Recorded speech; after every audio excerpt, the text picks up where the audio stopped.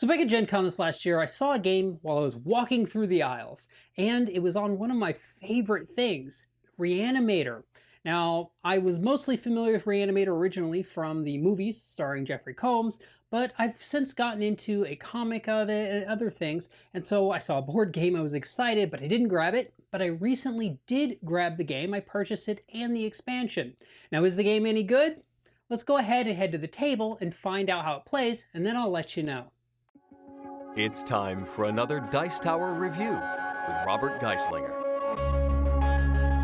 So here we're taking a look at Reanimator, the board game. This is based on the Herbert West Reanimator story, where we're going to take on the roles of assistants to Herbert West, trying to help him perfect his serum to raise the dead. The game is played with serials made up of these acts, and the act can be anywhere between 1 and 3 cards, and each player is going to take a turn as the narrator, and then each player is going to take an action. Now, so what's going to happen here, we're set up for 4 players. The player who's going to be the narrator will draw a card, and they will read that card out and decide as a group what to do. So here we have Only Now. This is a science card, and it says, "Those words echoed in my mind, the only words said by one of our experiments. I postulated that it was a lack of memory within the creature." And that, if we chose that, would gain a tome, lose a sanity, and we would then have to draw an occult card. Or, I couldn't make heads or tails of the words that have been said and assumed that I must have misheard. Our work was already so strange, I had to live with it, in which case we'd do a no effect. Well, let's say we decide to gain a tome. So we'll take one of these, add it to our workbench here, and that means that we lose 1 sanity. But that also means we need to draw an occult card. So we go in here and we happen to get an occult card. So this is the works of John Dee. I'm not going to read these, but it means we can either lose 2 tomes, gain 3 ingredients, or we can lose 2 sanity and gain 3 tomes. Well, we don't have the tomes, so we can't take that action, but we do have the sanity. So if you can only take one of the actions, you must do it. If you can take both of them, then you can choose, and if you can't take either, you lose a sanity. But in this case, we're going to need to lose 2 sanity, but we will gain 2 tomes, so we'll add those here to our workbench. And that also means that we now have to draw an occult card. So we draw, we get a science card, so we don't resolve it. Our next one's an occult, and this is going to end the subplot. And the thing about that is that can end in Act 1 and 2, but more often than not, it happens in Act 3. So this one here, we either going to lose 1 sanity, or we're going to move an undead to an Arkham building, otherwise take 1 for used cadavers. We don't have any used cadavers, so we're just simply going to lose a sanity. Now, after the player has been the narrator, then each player at the table, including the narrator, will get to move the Herbert West standee to a location and take that. Now, you notice that I'm not set up the way I normally am, where I do the overhead view. I'm doing this from an angle because the game has these little 3D buildings here, and I wanted you to be able to get a good view of those. So if we look over here, we could go here. Miskatonic University would gain a health and a sanity. The Asylum gains a sanity. The Society gains tomes. The Christchurch Cemetery gets us bodies, cadavers. The Front Lines, which indicates when Herbert West went to World War I, would actually allow us to lose sanity but gain 2 bodies. Hospital gaining 2 health. We've got the farmhouse gaining 2 ingredients. And we have the police station here, which has the watch, and I'll explain those in a minute. But we could lose a health to either gain a tome or 2 ingredients. So maybe we go here to the asylum, we grab back 2 sanity, maybe we go to the farmhouse, we grab some ingredients, maybe worst comes to the cemetery, grabs a cadaver, and maybe we go back over to the farmhouse and grab 2 more ingredients. And you notice we're storing things on our workbench, and that'll become important. So after every player has taken a turn, then the next player will be narrator. Now the only things to keep in mind here is if you ever go where the watch is, you do have to turn in either an ingredient or a cadaver to use that in order to distract the police. Additionally, once we see undead, if there's ever undead on a location, you're going to lose health for each undead there. And they can actually cause things to become overrun, which will then either reduce the power of that location or potentially make the location unusable. So after each player's had a turn at being the narrator and have taken all the actions there, then we're going to need to perfect the serum. Now that's going to start in a 4-player game with 4 dice. 3-player, 3 dice, 2 players, 2, etc. The game does technically play 1 player, but I'll talk about that a little bit more in my thoughts later. In order to do this, you can spend tomes equal to the number of players to reduce by 1 die. So we have 3, so we wouldn't be able to reduce. And then you need to have at least 1 cadaver. That'll allow you to roll. Any additionals would allow a reroll. And you will set, using your ingredients, the number you need to roll under. Now this is terrible because we didn't go through it, but in this case we'd need to roll 4 or less in order to be successful. And we didn't have any tomes. Well, let's say we had 4 tomes. Let's just pretend. So at least we'll go down to 3. So we'd roll these dice. In this case, we rolled an 8, so we're 4 over.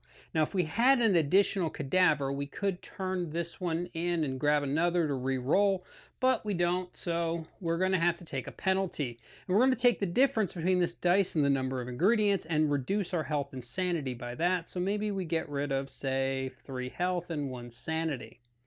Now that means we didn't perfect the serum, but we paid the penalty. The ingredients that we used are returned here. The cadavers we used go to the used cadavers. And then we move this down to the next level.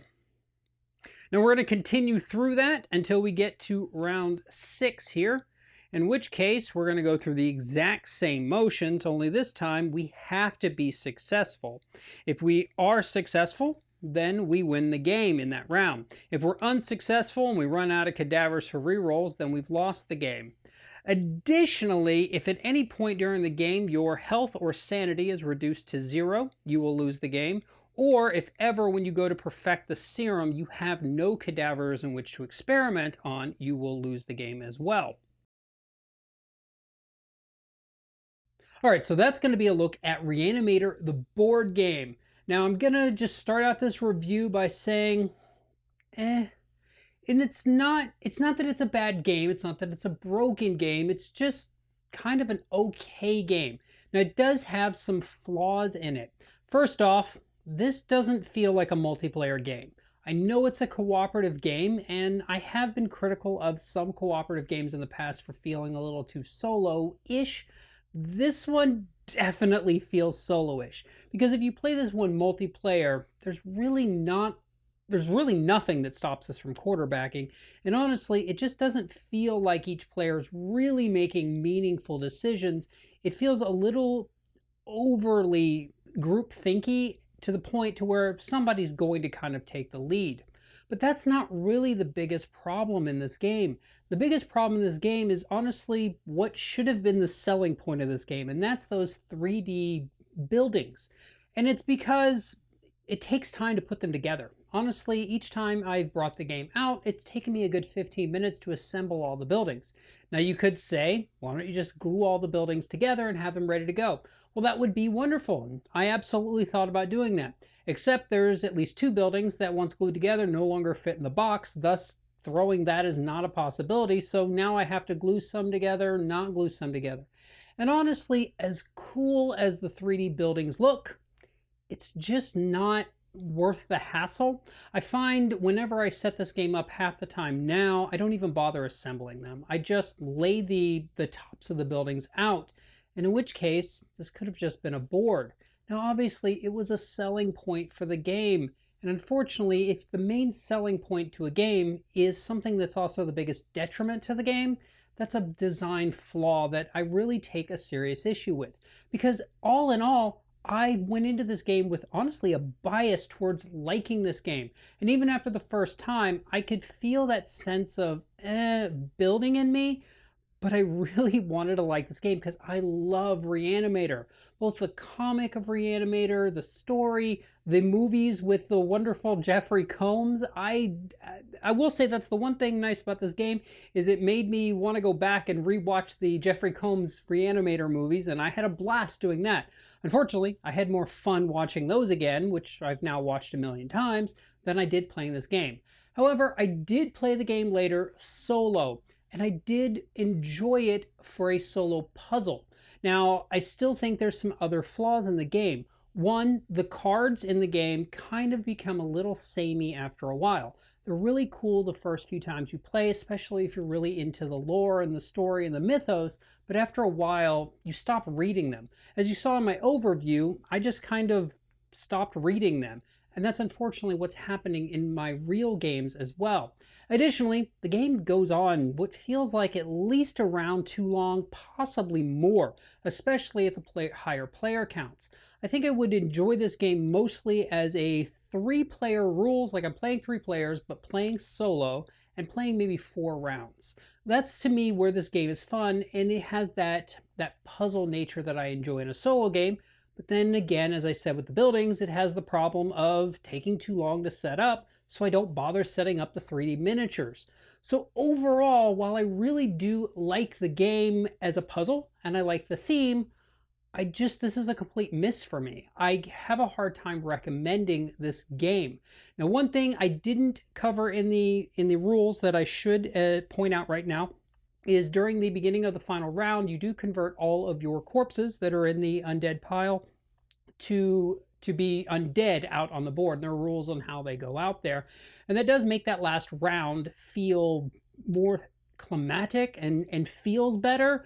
But still, I just would have liked this game to be shorter, easier to set up, and really just foster more players making meaningful decisions on their own versus a complete think tank. And I really would have liked to have seen the cards just give more replayability overall. So overall, it's a good game if you're into Reanimator and want to play it a few times. It's a good game to have on your shelf if you're really into Reanimator like me. I'm going to keep this game, but I'm going to have to give this one a pass to the majority of gamers out there. I hope this has helped you decide if Reanimator might be right for you by yourself or for your game group potentially, and I look forward to seeing you folks next time. Thanks so much for watching the Dice Tower videos. Find more great videos and reviews as well as our top-rated audio podcast at Dicetower.com. You can also find other great shows at Dicetowernetwork.com. I'm Eric Summerer, and you've been watching The Dice Tower. The Dice Tower is sponsored by Cool Stuff Inc., where you can find great games for great prices. Cool stuff in stock. Check them out at CoolStuffInc.com.